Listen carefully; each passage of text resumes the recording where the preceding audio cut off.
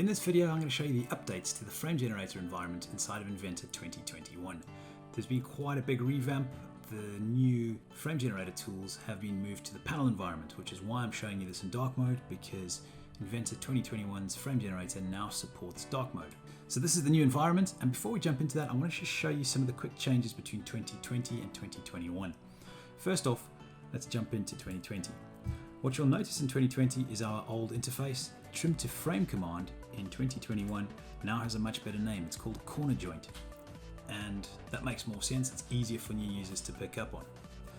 So first off, up the top, you'll see that we have presets. There's currently no presets selected, and before I show you the presets, I want to very quickly jump into the settings and show you where these are stored. So in our application options, we have a presets option under file, and this is where all of those presets will get saved, along with your whole presets and any other presets that you start seeing from these panel commands. The other thing to note while we're in here is that there's some file naming options. In 2021, we have full control over what we want to call our frames in this dialog, and we can even add in additional properties if we would like to. So let's jump back into the interface. First off, what we can do is we can jump in and we can choose a frame size, and we can then add that as a preset. We can rename these presets as well. And once that's saved, it's added to our list. If there's any presets we don't like, we can go to our settings and we can just delete the current one, or whatever we've chosen, and those are removed from the list. We can also rename them as well. Something I quite like is you can use the property eyedropper to pick on a frame. That'll load those specific settings. And once we've done that, we can add that to a preset as well. So let's look at placing a frame. Click on an edge, and you'll notice that when we mouse over edges now, we actually start seeing the orientation in a little tooltip preview, which is really nice. Let's just have a quick look at the new zoom tools. So first off, if we click on this button, it'll actually zoom us to the current orientation, which is really useful.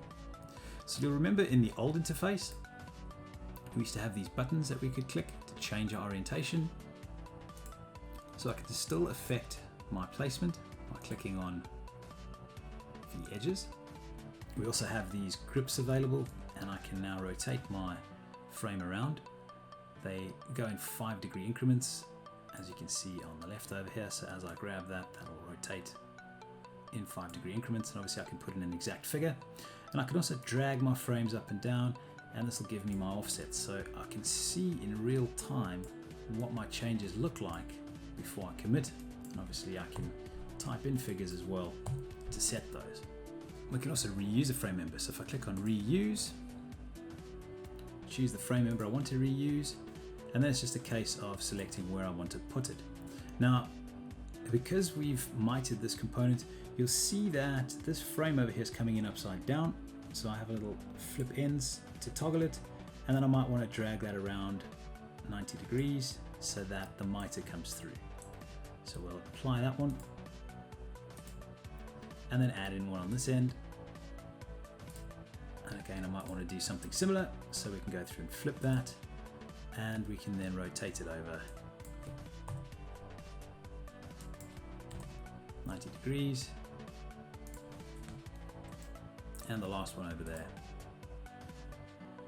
that one just needs to be rotated.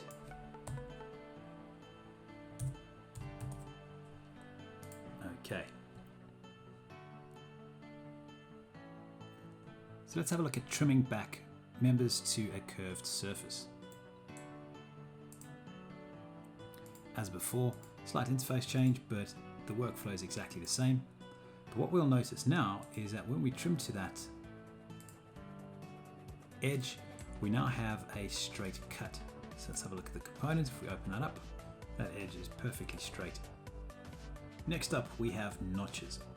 So our notch profiles have a slight change in the 2021 release. If we have a quick look at our notch tool, you'll see that it's really intuitive. So we've got blue and yellow shown up over here. So blue is the frame members that we want to notch, and our notch tool is going to be in yellow, which will be this guy over here. We get a bit of a preview. Now what's interesting is we have the ability to edit a custom notch profile. This actually lets us go in and we can edit any of these numbers, so we can affect how the frame is trimmed back. And there's even a help file to take us to creating our own custom profile. We can always flip that back to the basic, say okay, and we can see that that's nicely trimmed back and behaving as expected. So that's it. 2021 has some great enhancements to the frame generator. Hope you enjoy using it.